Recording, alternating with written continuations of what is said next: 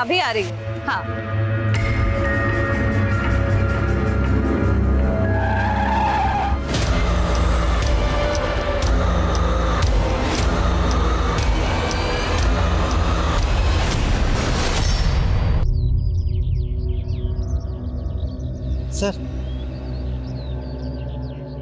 Sir इस lockdown में प्रदूषण ही नहीं क्राइम भी कम हो रहा है। एकदम ठीक बोला गुप्ता।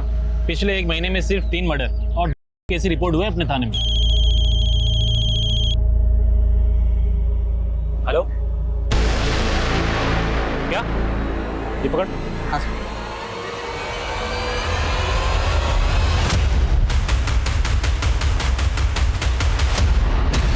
2020 एक ऐसा साल जिसने दुनिया भर में लोगों की आदतें, सोच और पूरी की पूरी जिंदगी को बदल के रख दिया। कोरोना के पहले की और बाद की जिंदगी में तालमेल बैठाने की कोशिश कर रहे हैं हम सब। अंकुर की कहानी से हमें एक सबक मिलता है। बचपन से ही लड़कों को टफ बनाने की नसीहत दी जाती है। हम लोगों ने तो काम भी जेंडर में बांट दिए हैं। अब कोई लड़का कुकिंग या सिलाई में इंटरेस्टेड है तो है, काम का कोई जेंडर नहीं होता। एम आई राइट? अब मिलेंगे अगले ब्लॉग में एक ऐसी ही मोटिवेशनल कहानी के साथ। अंकिता, कॉलेज के लिए देर हो रही है बेटा, जल्दी करो। आई माँ। कैसी टीचर है ये, कॉलेज में बच्चों को पढ़ाती है पर खुद की सेहत का बिल्कुल भी ध्यान नहीं रखती है। अरे वाह मम्मी, आलू पराठा गरम है। अरे विमल, ये क्या कर रहा है? ये तेरी दीदी के लिए है, उसे कॉलेज जाने के लिए देर हो रही है बेटा। सब अंकिता दीदी के लिए, मुझे तो कोई पूछता ही नहीं है। पहले अंकिता की तरह मेहनत कर और अपनी पहचान बना, है ना? उसके बाद तुझे भी रिस्पेक्ट मिलेगी, हमसे ही नहीं बाकी सबसे भी। अरे पापा, क्यों प्रेशर डाल रहा है विमल पर? विमल, तेरे लिए बाद में बनाती हूँ, ले तू खा ले बेटा।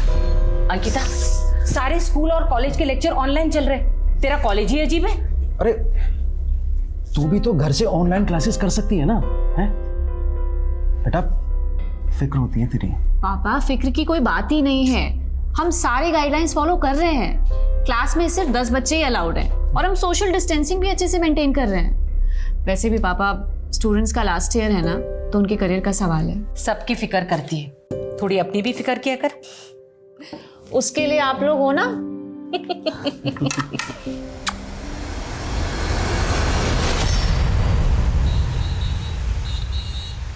पीछे अच्छा सुनना, कल का अभी यार आता याद है? कितना मैं तुझे एक मैजिक दिखाता हूँ, इससे साइलेंस प्लीज, सब लोग पढ़ाई पे ध्यान दो। मैं कैसे पढ़ाऊंगी आप सबको इस तरह से? Please everyone. देखो मैडम को गुस्सा आ गया। गुस्सा नहीं, अभी तरस आ रहा है, वो भी तुम्हारे फ्यूचर पे। अब पढ़ाई पे ध्यान दो। ओए देखना कैसा है। ओह माय गॉड, फोटो पे थोड़ा सा काम करना है।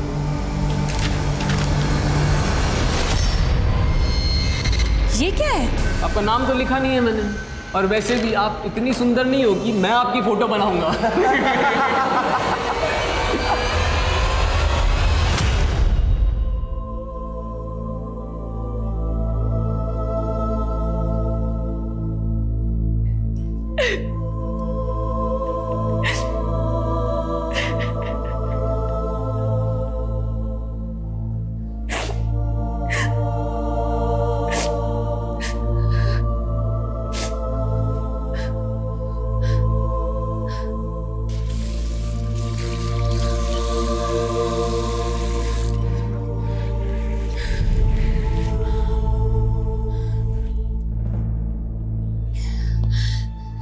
अंकिता, बस तुम ऐसे हिम्मत नहीं हार सकती। आखिर बच्चे ही तो हैं।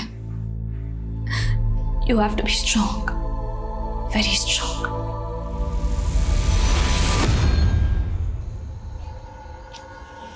भैया भैया भैया, आप मेरे को मोती नगर तक छोड़ दोगे क्या, आगे तक? अरे भाई तुम गलत रास्ते पे हो, मोती नगर उधर है।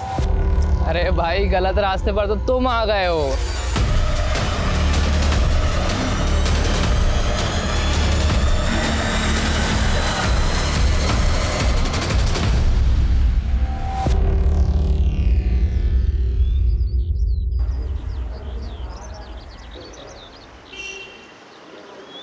एवरीवन प्लीज पे अटेंशन, ये थ्योरी पिछली बार एग्जाम्स में आई थी। सो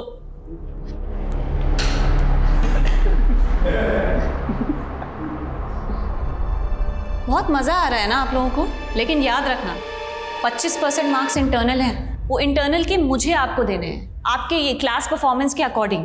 ये अभी देख हमको धमकी दे रही है। धमकी नहीं दे रही हो, सच कह रही हो। मुझे नहीं लगता है कि आप लोग पढ़ाई में बिल्कुल भी इंटरेस्टेड हैं। Yes, not interested. तो चलो आज फिर कुछ बातें ही कर लेते हैं। चलो बातें करते हैं। तो ऐसा करते हैं कि मैं अपना एक सीक्रेट आप लोगों से शेयर करूंगी और उसके बाद आप अपनी बातें मुझसे शेयर कर सकते हैं। जब मैं 16 साल की थी तभी आपको पहला प्यार हुआ था, है ना मैडम? जब मैं 16 साल की थी तब मेरे साथ बहुत बुरा हुआ था।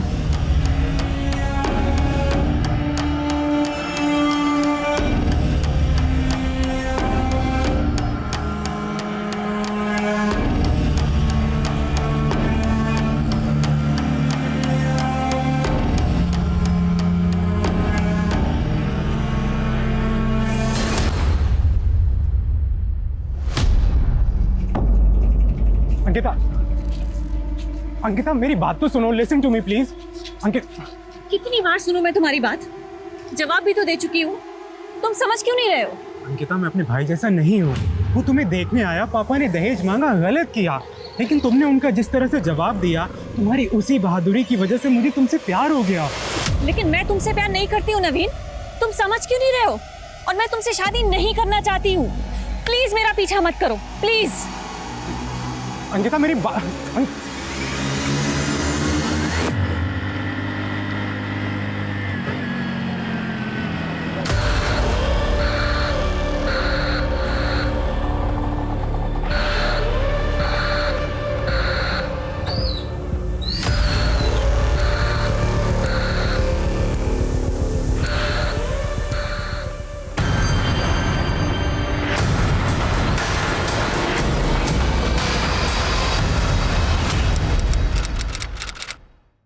हाँ हाँ मैं अभी आ रही हूँ। हाँ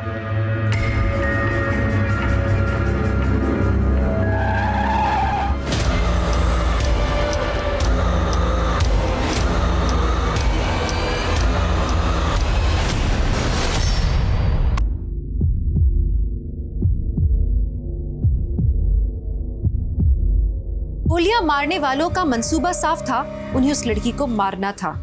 एक के बाद एक उस पे गोलियां दागी गई। गोलियों की आवाज, लड़की की चीख, खून का वो मंजर कई लोगों ने देखा और वो बस देखते ही रहे। और लड़की वहां सड़क पर पड़ी पड़ी तड़पती रही, किसी ने कुछ नहीं किया। क्या हुआ, ये जिंदा भी है या नहीं?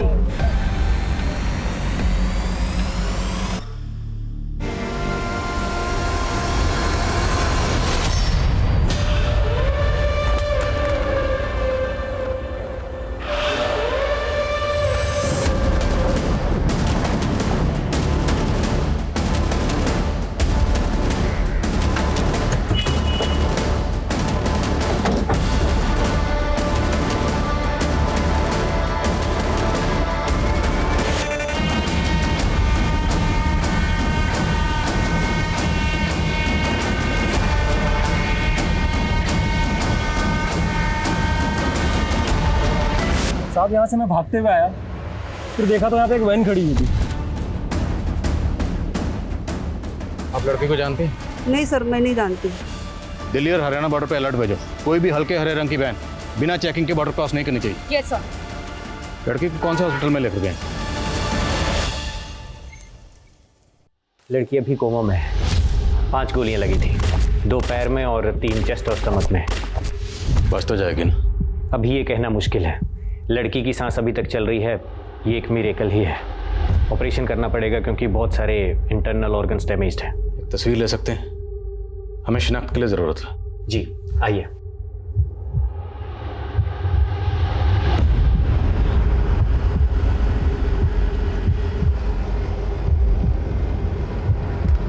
तो जितनी जल्दी हो सके। सर ये देखिए, इस लड़की का वीडियो सब जगह वायरल हो रहा है।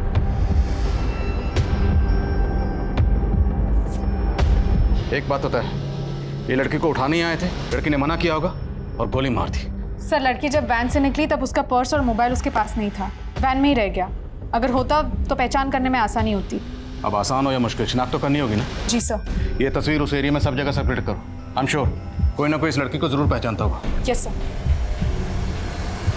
ये शूटआउट जो बीच सड़क में हुआ एक सीसीटीवी कैमरा में कैप्चर तो हुआ, लेकिन सही हाथों में पहुंचने की जगह ये क्लिप एक स्मार्टफोन से दूसरे स्मार्टफोन के चक्कर लगाती रही। शूटआउट में मची अफरा तफरी ने क्राइम सीन को कॉन्टामिनेट कर दिया था।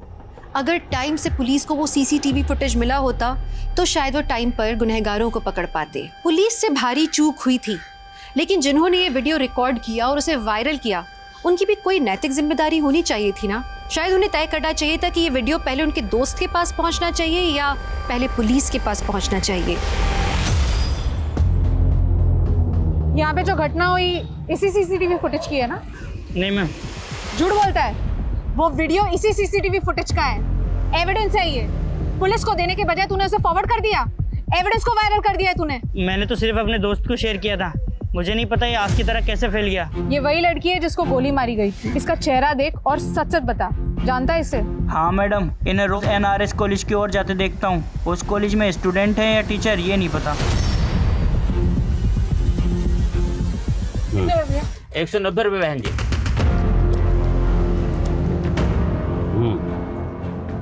अरे ओ बहन जी, अपने छुट्टे पैसे तो लेके जाइए।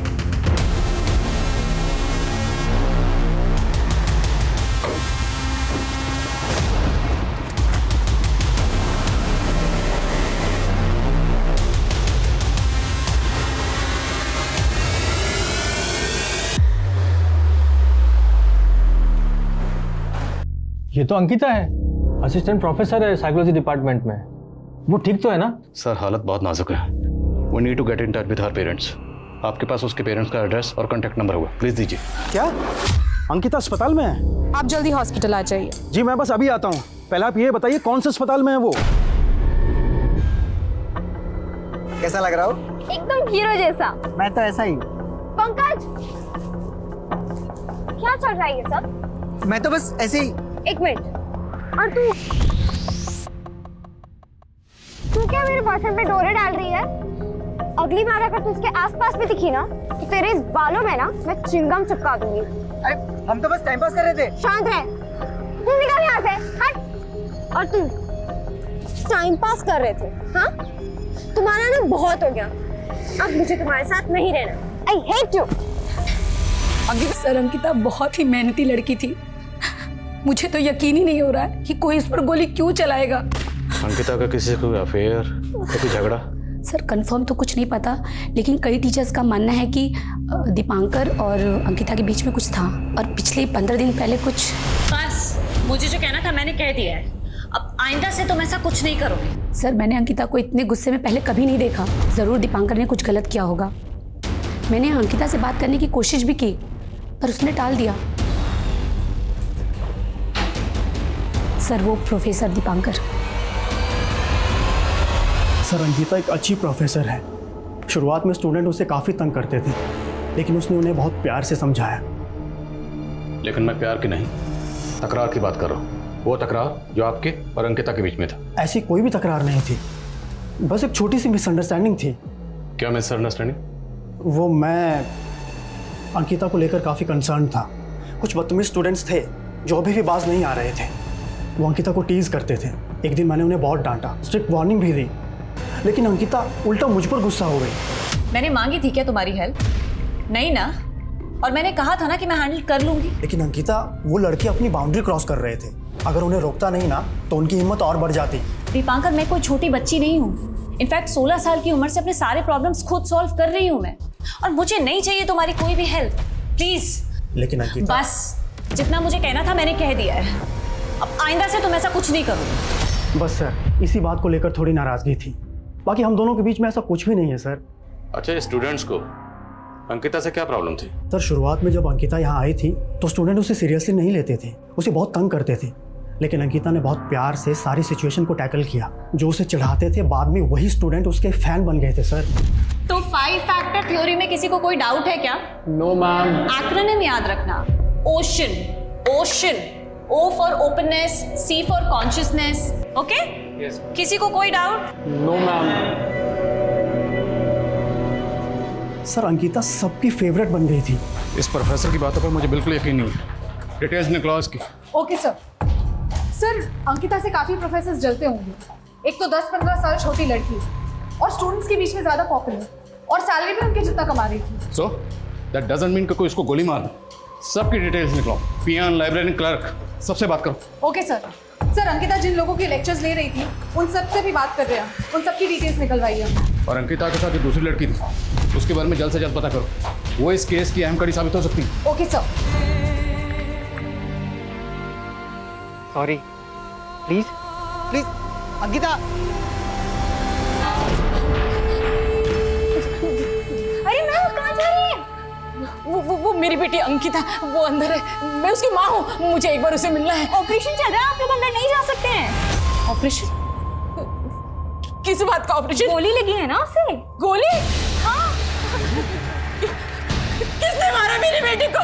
ये क्या बोल रही है? मुझे एक बार उसे मिलना है, मुझे उसे मिलना है। मैं कह रही हूँ मुझे उसे मिलना है, मैं आपके सामने आ क्यों नहीं मिल सकती? मिल सकते हैं। आ जाओ, आ जाओ। गायत्री, गायत्री, गायत्री, गायत्री।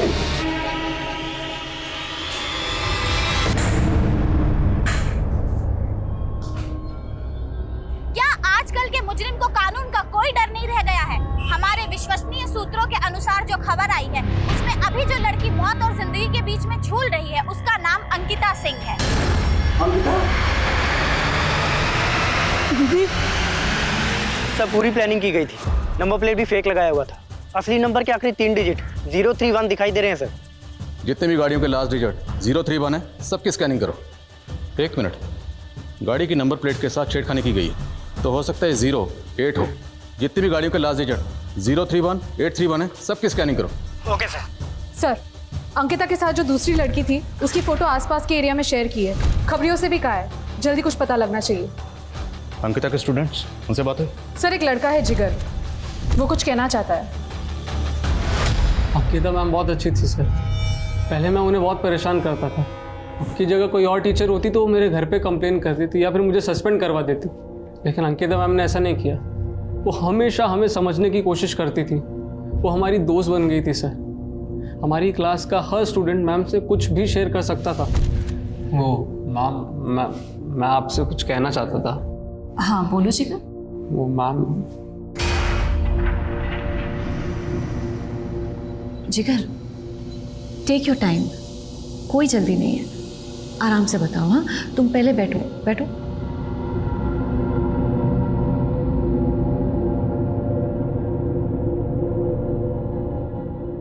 मैम जब मैं 7th स्टैंडर्ड में था ना,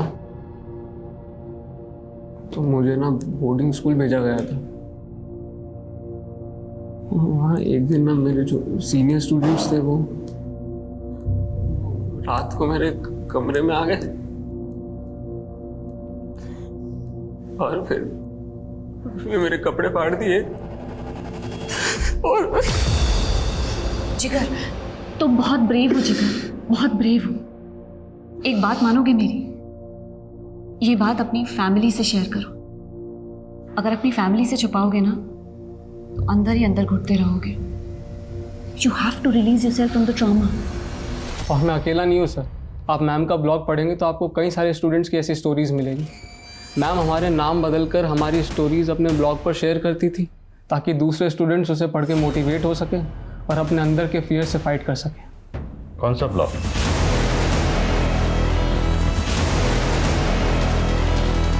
अंकिता की कॉल डिटेल्स आ गई है। 2 नंबर है जिनकी कॉल पैटर्न्स थोड़ी अजीब है।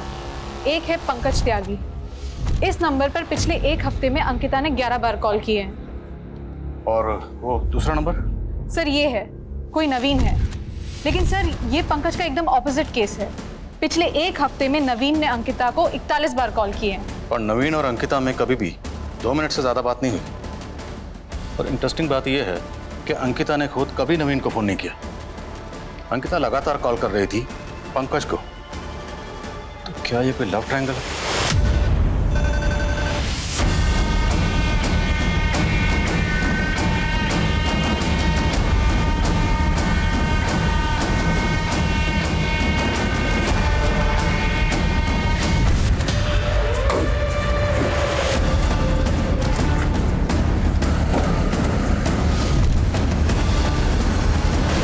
अंकिता ने अपने ब्लॉग पर 5 स्टोरी शेयर की। पहली स्टोरी एक ऐसे लड़के की है जैसे मोलेस्ट किया गया।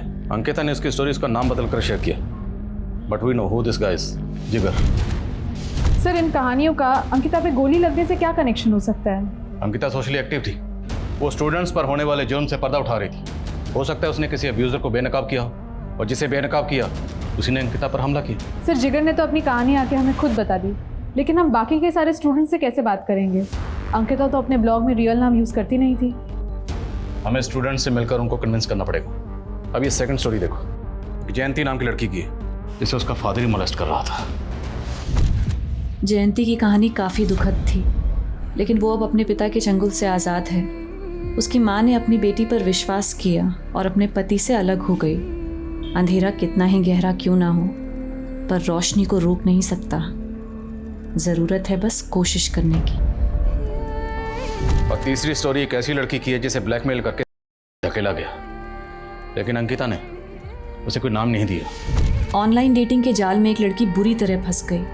उसके पार्टनर ने उसका वीडियो बना लिया था और उसे ब्लैकमेल कर रहा था। अपनी अय्याशी के लिए उसका सौदा कर रहा था। मैं इस लड़की को आज़ाद करवा कर रहूंगी। सर, अंकिता तो आउट ऑफ द वे जाके सबकी मदद कर रही थी। जाहिर सी बात है, इस नेक काम में उसने कई दुश्मन बनाए होंगे, और हो सकता है अंकिता पर हमला उन्हीं में से किसी ने किया हो। सर, हमें अंकिता के सारे स्टूडेंट से बात करनी होगी और उनसे जानना होगा कि अंकिता उनकी प्रॉब्लम सॉल्व करने के लिए एक्शन क्या ले रही है। करेक्ट। जिगर से कहो सब स्टूडेंट को इकट्ठा करें। मैं उनसे पर्सनली बात करूंगा। गो। सर। हेलो सर, गोली चलाने वाले जिस कार में फरार हुए थे, हमें वो कार मिल गई है। हाईवे से थोड़ा दूर लवारिश पड़ी मिली। वहाँ हाईवे पर आसपास कोई सीसीटीवी है? नहीं सर, लेकिन एक आई विटनेस मिला है सर, जिसने इसी गाड़ी में से 2 आदमियों को उतरकर बाइक पर जाते हुए देखा है, लेकिन वो बाइक का नंबर नहीं देख पाया। मैंने खबरियों को बाइक की तलाश में लगा दिया सर। इतना तो तय है कि अंकिता पर यह हमला बदला लेने के लिए किया गया था। सर्च करते रहो। आज की डिजिटल दुनिया में 4G 5G की स्पीड से भाग रहे हम।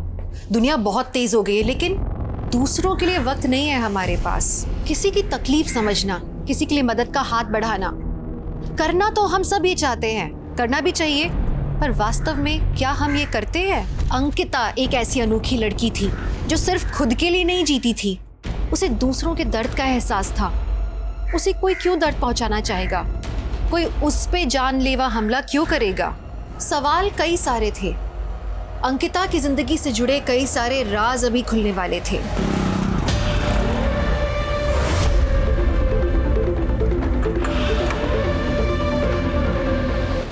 हमें पता चला है कि आप में से कुछ स्टूडेंट्स ने अंकिता मिस से अपनी स्टोरी शेयर की थी।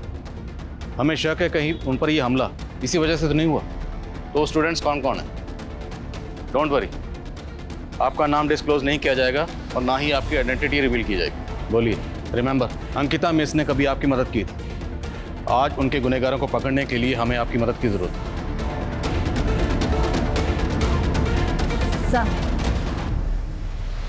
लड़के ने पेरेंट्स ने हॉस्पिटल में हंगामा खड़ा कर दिया है। मेरी वजह से मेरी अंकिता आज अस्पताल में। Excuse me ma'am. हाँ मैम, मेरा नाम मीतू है।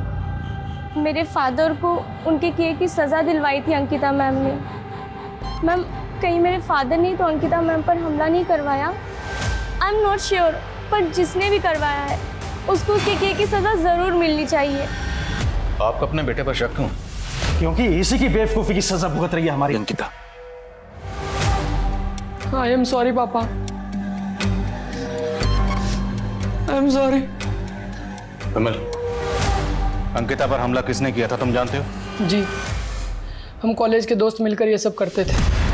पैसों के लिए छोटी मोटी रॉबरी और बाइक लूटते थे। जब ये बात अंकिता दीदी को पता चली तो उन्होंने पुलिस में कंप्लेन कर दी। हम सब माइनर थे, इसलिए जुवेनाइल होम भेजे गए। मैंने अंकिता दीदी से वादा किया था मैं ये काम दोबारा कभी नहीं करूँगा, मगर मोनू वो दीदी पर गुस्सा था और जुवेनाइल होम से भाग गया। कभी पकड़ा नहीं गया सर। तो ये हमला मोनू ने किया? हाँ सर, उसी ने किया होगा। कहाँ मिलेगा मोनू? पता नहीं सर, मोबाइल भी बंद करके बैठा है। लेकिन हमारा एक और दोस्त है गोलू, वो जानता होगा कि वो कहाँ पर है। गोलू का एड्रेस है? हाँ सर। एड्रेस सर बोलो। सर, अंकिता ने जिन जिन लोगों की मदद की थी सबने आकर अपनी डिटेल्स दे दी है, सिवाय वो बेनाम लड़की। वो अब तक सामने नहीं आई है जिसे अंकिता बचाना चाहती थी। तो फिर वो लड़की कौन हो सकती है?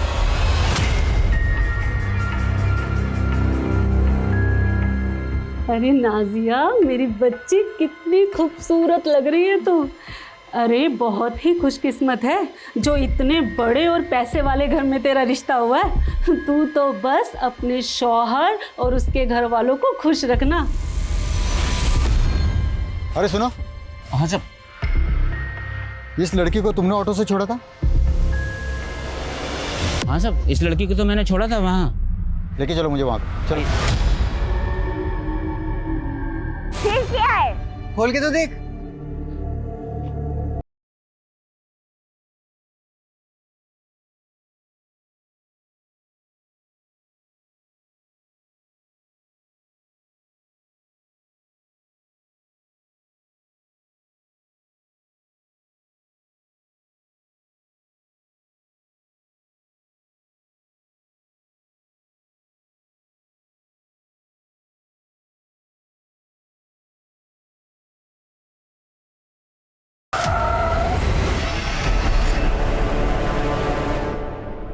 सर मैं डर गई थी, माना कि मुझे आप लोगों के पास आना चाहिए था, लेकिन क्या तुमने देखा कि गोलियां किसने चलाई? सर जिसने गोली चलाई थी उसका मुंह ढका हुआ था, लेकिन उसके एक हाथ में उसने ब्रेसलेट पहना था जिस पे सनम लिखा था और कुछ उर्दू से भी छपा हुआ था। बोल। सर मोनू ने मुझे बोला था अंकिता दीदी का रूटीन निकालने को। मोनू ने हमला किया अंकिता पे? मुझे इस बारे में कुछ नहीं पता सर। मैंने उससे पूछा भी था कि तू क्या प्लान कर रहा है, पर उसने मुझे कुछ नहीं बताया।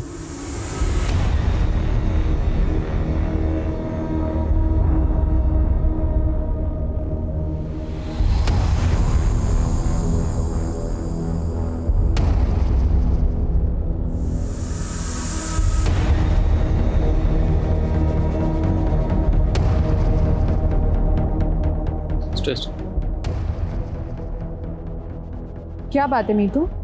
क्या कुछ ऐसा है जो तुम हमें बताना चाहती हो? बोलो, डरो मत। मैम, अंकिता मैम ने हमसे अपना एक सीक्रेट शेयर किया था। शायद उस बात का इस केस से कुछ लेना देना हो। कैसा सीक्रेट? जब मैं 16 साल की थी तब मेरा था। क्या 16 साल की उम्र में अंकिता? हमें नहीं पता था कि अंकिता के साथ ऐसा कुछ हुआ था। आपकी अपनी बेटी। हाँ बोलो। सर उस बाइक को पीला कुआं की ओर जाते हुए देखा गया, लेकिन उस बाइक ने पीला कुआं का टोल प्लाजा क्रॉस नहीं किया। सर हो सकता है कि उस बाइक ने बीच में कहीं पे रास्ता बदल लिया हो। मतलब वो बाइक राजनगर और पिलखुआ के बीच में ही कहीं है। 2-3 पेट्रोलिंग टीम बनाओ और ढूंढो उन्हें। याद रहे वो किसी भी सूरत में बच के नहीं निकलने चाहिए। वो बाइक और बाइकर्स मुझे चाहिए हर हाल में। Okay sir.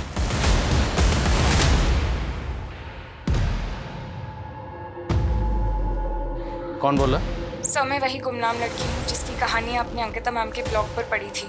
Govind Nagar police station में अंकिता मैम ने रिपोर्ट दर्ज करवाई थी मेरे लिए। आपको वहाँ से सारी डिटेल मिल जाएगी। आपको ब्लैकमेल कौन कर रहा था? वो कॉलेज का एक नेता था, वीरेंद्र प्रताप उर्फ अज्जू सिंह। मैं और कुछ नहीं कह सकती, पर आप अंकिता मैम के गुनहगार को जरूर सजा दिलवाइएगा। हेलो सर, जागृति ने गोली चलाने वाले की शक्ल तो नहीं देखी, पर यह कहा कि जिसने भी गोली चलाई थी उसके हाथ पर एक ब्रेसलेट था जिस पर सनम लिखा था और कुछ उर्दू में भी लिखा था।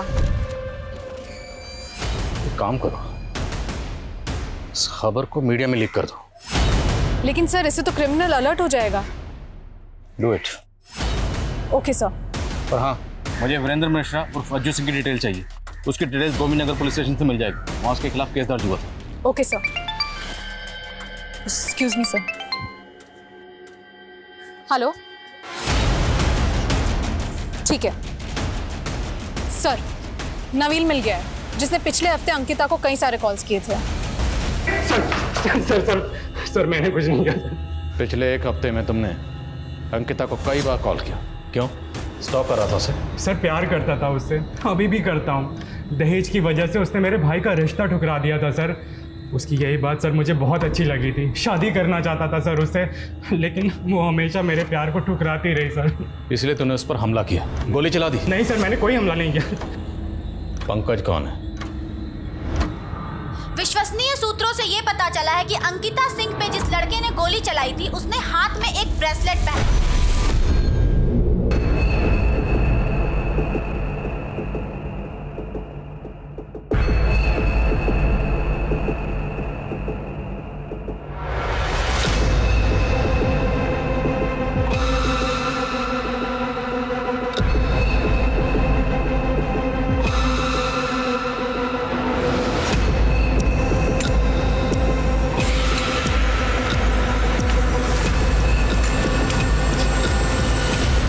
पिछले हफ्ते में अंकिता ने आपको कई बार कॉल किया।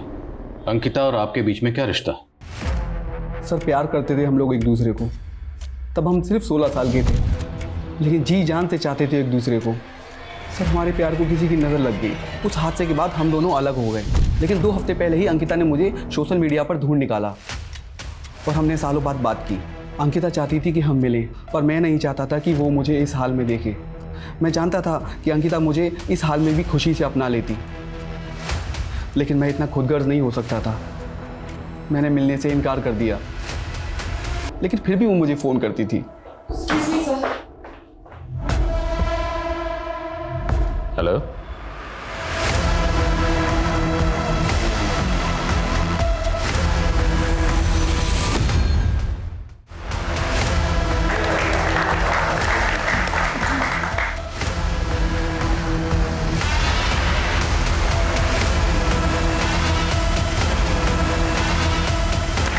मुबारक हो बेटा, मुबारक हो, और आप सब लोगों को भी मुबारक हो। मंगनी के इस पाक मौके पर तुम लोगों का क्या काम? और क्या तुम जानते नहीं आज मेरे भतीजे की मंगनी हो रही है? चाचा जी दफा का नहीं ने। और तुम अंदर कैसे चले आए? किसने बुलाया तुम्हें? मैंने ही पुलिस को बुलाया है फारूक। नाजिया तुमने? मैं तुम जैसे इंसान से कभी मंगनी नहीं करूंगी। अंकिता सिंह पे जिस लड़के ने गोली चलाई थी उसने हाथ में एक ब्रेसलेट पहना था और उस ब्रेसलेट पे सनम लिखा था और उर्दू वर्ड के कुछ अल्फाज लिखे हुए थे। अगर आप में से किसी ने भी ऐसे व्यक्ति को देखा हो जिसने ऐसा कोई ब्रेसलेट पहना हो तो कृपया जो नीचे दिए गए नंबर है उस पर कांटेक्ट करें।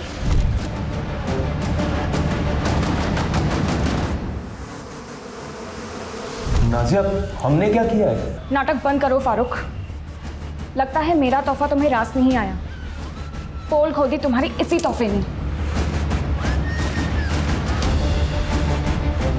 ये वही ब्रेसलेट है जो मैंने इसे दी थी तोहफे में, और इस पे उर्दू में इसका नाम लिखवाया था, फारूक। और किसी की जान लेने की कोशिश करने के बाद यहाँ मुझसे मंगनी करने आए हो। कितने घटिया इंसान हो तुम। फारूक, मेरी बेटी किडनैप होने वाली बात को तो 8 साल हो चुके हैं।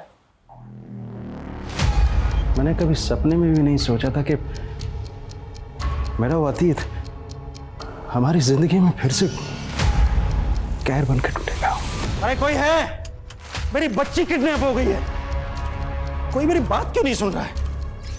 अरे कोई मेरी बात क्यों नहीं सुन रहा है यार? मेरी साहब कब आएंगे? आप मेरी रिपोर्ट लिख लीजिए ना, जब तक वो नहीं आते तो। मेरी बच्ची गुम हो गई है। अरे कोई मेरी बात क्यों नहीं सुन रहा है? कोई नहीं सुनेगा आपकी। अगर आपने हमारी नहीं सुनी तो। क्या बोल रहे हैं आप? दरअसल हमारे भतीजे फारूक से एक गलती हो गई है। उसका दिल आ गया है आपकी बच्ची पर, इसीलिए उसे उठा लिया। आप फिक्र मत कीजिए, बहुत जल्द सही सलामत आपकी बच्ची आपके पास पहुंच जाएगी। लेकिन अगर आपने पुलिस में कंप्लेंट की तो हमारे फारूक से ज़्यादा नुकसान आपका होगा। अंकल जी, अंकिता के बालिग होने का इंतज़ार कर रहा हूँ। 18 की होते ही उठा ले जाऊँगा। और देखिए, परेशान होने की कोई दिक्कत नहीं है। अब निकाह तो मुझसे ही होगा। अंकिता का नया नाम भी सोच लिया है, अंकिता उर्फ अरफा। हमारी बच्ची को से बचाने के लिए हमने मेरठ ही छोड़ दिया और गाजियाबाद आ गए। हमारी बच्ची का उस कमीने ने क्या हाल कर दिया है। कई बार कहा अंकिता से कि मुझसे निकाह कर ले, पर वो समझ ही नहीं रही थी। इतनी रिक्वेस्ट भी की पर कुछ काम नहीं आया। तो नाजिया से मंगनी कर रहा था, फिर अंकिता को क्यों मारा? नाजिया से मंगनी तो मैं परिवार के दबाव में कर रहा था। प्यार तो मैं अंकिता को ही करता था, और अपने पहले प्यार को भुलाना आसान नहीं होता। कैसे बर्दाश्त कर लेता कि मेरे होते हुए अंकिता किसी और की हो जाती? नहीं, मुझे ये मंजूर था ही नहीं। तो ही था ना वो जिसने अंकिता को किया और पंकज का पैर तोड़ा। का कमीना बाप उसे शहर से बाहर भगा कर लेके हर जगह ढूंढता रहा मैं अपनी अंकिता को। 8 साल तक तड़पा। फिर एक दिन अंकिता सोशल मीडिया पर नजर आई। पहले से ज्यादा खूबसूरत हो गई थी मेरी अंकिता, और मैं पहुंच गया उसके पास। तुम जानवर हो, तुमसे शादी करने से अच्छा तो मैं मरना पसंद करूंगी। मेरे सब्र को मत आजमा अंकिता, 1 महीने की मोहलत देता हूँ, निकाह के लिए राजी हो जा, वरना अंजाम बहुत बुरा होगा। इतना समझाने की कोशिश की अंकिता को, पर वो मेरे प्यार को समझ ही नहीं रही थी। 1 महीने की मोहलत भी दी मैंने उसे कि निकाह के लिए राजी हो जा, और आज 1 महीना पूरा हुआ। मजबूर था मैं। अगर अंकिता के रहते निकाह कर लेता या मंगनी करता तो मेरे प्यार की हार होती। इसलिए मैंने एक कन का जुगाड़ किया और अपने आप को अंकिता के प्यार के बंधन से और अंकिता को उसकी जिंदगी से आजाद कर दिया।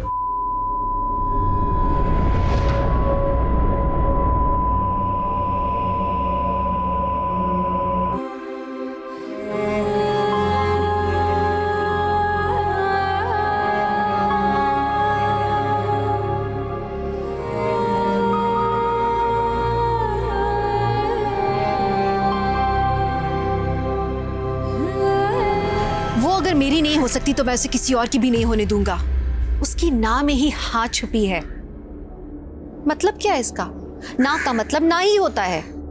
लेकिन हमने अक्सर ये लाइनें फिल्मों में सुनी है, तालियां भी बजाई हैं सुन के। लेकिन कहीं ना कहीं यही डायलॉग्स हमारे समाज में मर्दों की सोच बताते हैं। एक लड़की की ना एक लड़के के लिए ईगो इशू क्यों बन जाती है? एक लड़की की मर्जी, उसकी पसंद नापसंद मायने क्यों नहीं रखती? ये सवाल पूछना जरूरी है, इसका जवाब जानना जरूरी है। हमें मानना होगा कहीं ना कहीं हम अपनी परवरिश में चूक रहे हैं। बच्चे अपने आसपास के माहौल से, अपने घर से ही ये सब सीखते हैं। जब बच्चे अपने से बड़ों में देखते हैं बात बात पे लड़ना, जिद करना, लड़कियों पे भद्दे कमेंट्स करना, लड़कियों का मजाक उड़ाना, उन्हें लगता है कि ये नॉर्मल है, मर्दों का ऐसा ही बिहेवियर होना चाहिए। और यहीं से हम गलत परवरिश की शुरुआत करते हैं। एक माँ, एक बहन, एक फीमेल कॉलीग या आपकी दोस्त, वो सब इस समाज में एक बहुत अहम भूमिका निभाते हैं। उनका अपना एक वजूद है and they deserve your respect. औरत को देवी मत मानिए, इंसान मानिए। बदलाव की शुरुआत यहीं से होगी। हम कहते हैं कि औरत और मर्द कंधे से कंधा मिलाकर चल रहे हैं, पर इस बात पर हम अमल नहीं करते। 2020 खत्म होने जा रहा है। आइए 2021 में हम खुद से ये वादा करें कि हम अपनी सोच को बदल देंगे और हर औरत जो अपने ऊपर हो रहे अन्याय को एक आम बात समझकर नजरअंदाज कर देती है, अब से वो इन बातों को नजरअंदाज नहीं करेगी। 2021 की औरत ये मान लेगी कि वो अबला नहीं है। अब मैं दिव्यांका त्रिपाठी दहिया लेती हूँ आपसे विदा। देखते रहिए क्राइम पेट्रोल सतर्क, विमेन अगेंस्ट क्राइम। एक औरत पे वार, अब हर औरत का भार। जय हिंद।